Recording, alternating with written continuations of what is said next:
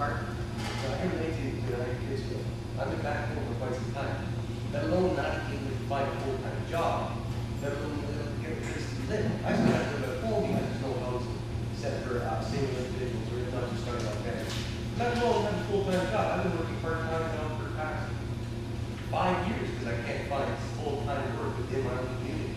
No matter what education I do, no matter what I do, how hard I work. It's just not there. For some reason, we don't have it. I don't understand how we're losing the infrastructure, how we're building the economy when we have a workforce that there's no work for.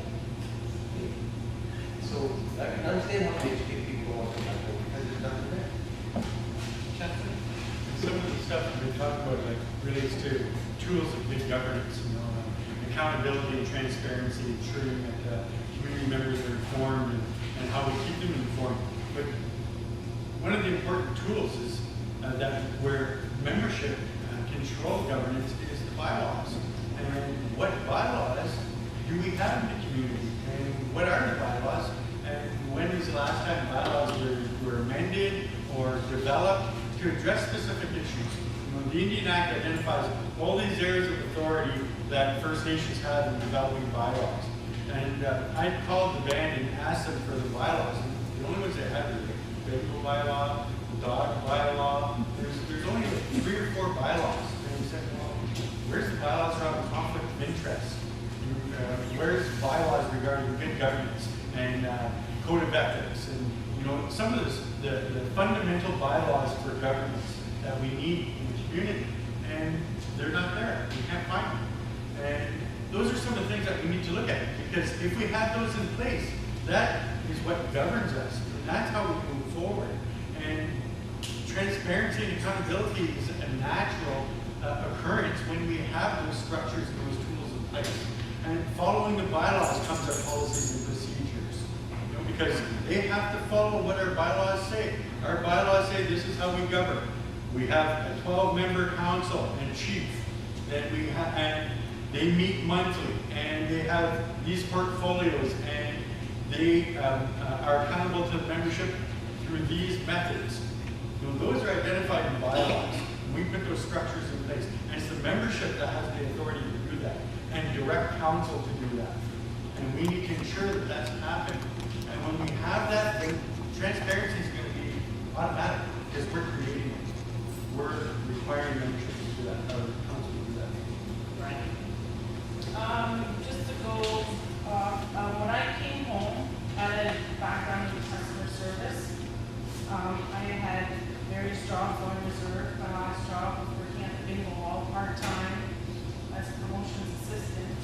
I decided to take a training program offered in Garden River, and it was for construction maintenance electrician.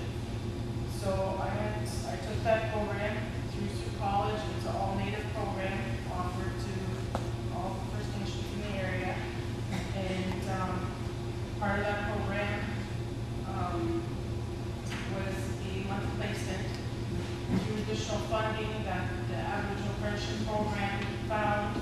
I got extended for additional 9 weeks after that. In the end, the company that I did get placed with did hire me on. So now I'm a electrician. So it's just a success story of, I guess, that the training program that was offered on reserve, that I did, I went through, and now I'm employed by this company in town. So, and I know there's other programs out there that there's proposals written for it, for the same kind of thing in trades, but to give everybody an opportunity to be able to participate in this, is excellent. Craig, that's a good thing with this kind of groups we sit around. Everybody has different opinions, and it doesn't mean anybody's right or wrong. It's just that it's a way where you show where you want to work together and just come up with a solution that works for everybody. Transparency. I found many frustrations this last term on council. I want to go back to the story. First day I was elected, I get a phone call in the morning, about 9 o'clock in the morning. Craig, I said, yes. How you doing? I said, bad. I just called to let you know this is the portfolios you're going to take. when we come to a decision, we're gonna tell you how to vote. And I just kind of, I said, excuse me? I said, who is this? I mentioned the name. A lot of people already told the story, but anyways. I said, who is this? He tells me the name. I said, you're calling me at my house to tell me how I'm gonna vote? I said, and they went to say something. I said, no. I said, first off, you don't call me at my house and tell me how to vote. I said, when I decide how I'm gonna vote, I'll tell you how I'm gonna vote. The next question was, well, how old are you? I said, how old am I? I said, 35. Oh, I thought you were 25. I said, yeah, because you thought you were gonna be able to get me, control me. So, you know, those are the things that are out there. It's, and when you have the transparency, you got to know what people are trying to do. There's intimidation with it. Everybody knows that. People that are scared, don't have the backbone, and then fold under pressure. They don't show up to meetings. We had someone in the last term quit after the first meeting. Went to 4 meetings and never showed up the rest of the term. That's very disrespectful to everybody in here, everybody from Gardner River. That's very disrespectful to do things like that. It's still technically under the rate all the way straight through. With transparency, you have to have people that are willing to tell you what they did, talk to you, be open, be honest, and move forward. There's obviously things I want to talk about. There's not enough time to say it. It's all out there. When you get back to basics, I always tell everybody this. There's confusion within the chief of council. It's not saying it's everybody, but the fact of the matter is people put people in council because they trust them. They trust them to do what's right for Gardner. They never put them in a position of power, and that's where it gets confused and cluttered and muddied up. Because a lot of them believe they're in the power, and it goes to their head, and they decide they're going to destroy everything, and they don't want to give everybody the opportunity to succeed. And they're only I stop over here, go back, and they get my coffee. And that's what happens. It's the realities. And I'm not afraid to say it. People get mad. A lot of people don't talk to me now because I'm strong-minded and I won't kiss anybody's ass. I refuse to. I'll sit there and I'll tell everybody how I feel right to their face. I'm not going to hide behind doors to tell them and then say stuff. I'll say it to their face. A lot of people get mad and they can't handle it. And I don't talk to them because they get mad. They get so bad where I gotta distance myself because they can't handle the truth of things that happen.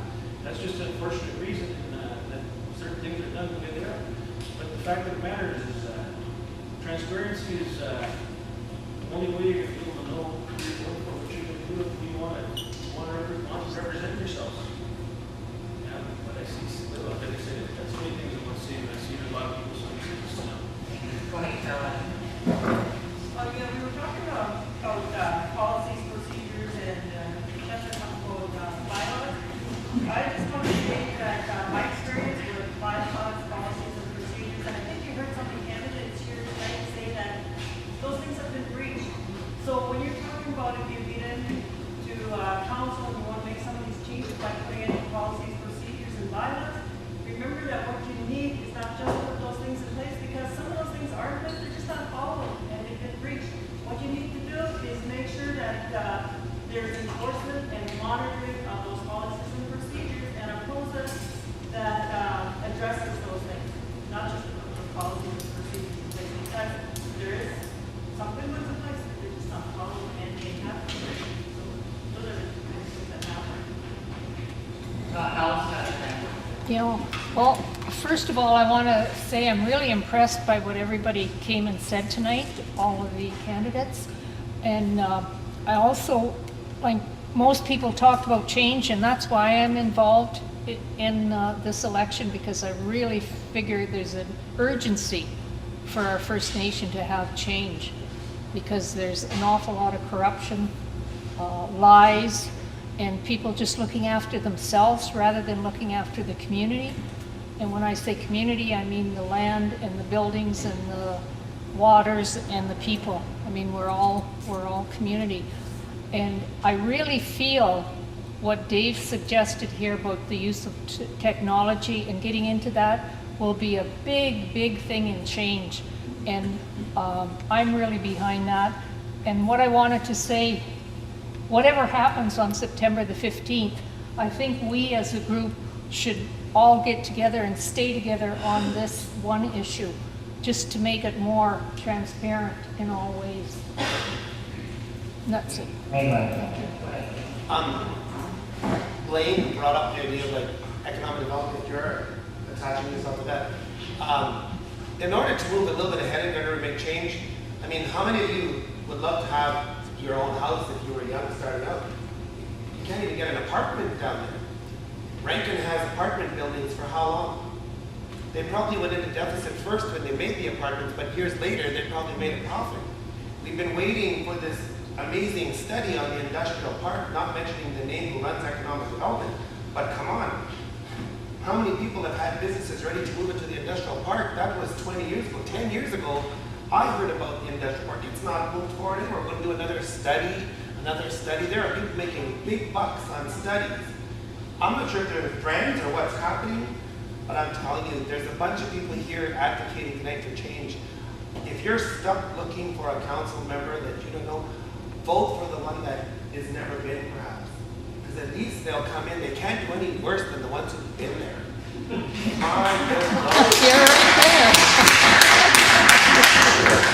So if you're stuck really at the table thinking, okay, I need an apartment, I don't want to live at my mom's, with my baby, plus my cousin and my auntie, okay, then it's our job as cousins. Okay, housing, you find me some money for housing. What do you got? We're making our first A-story, because there's no places to live even in Garden River anymore.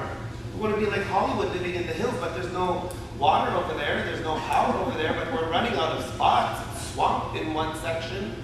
My section of the Bay Cross Tract is a little bit, the golf course took up another big chunk. Where else are we going? Those hills are next, people.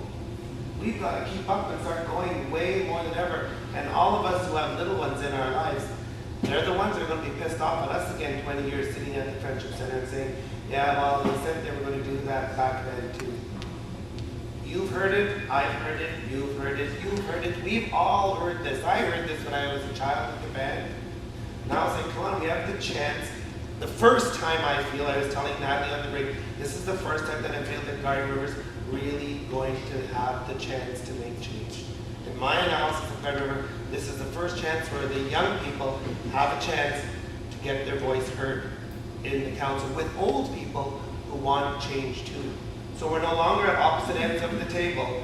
The young and the old are now saying, come on, put your voice, tell your family, it's time for change. We can't wait because the young kids are going to blow us out of the water and be as mad as some of us have been for years.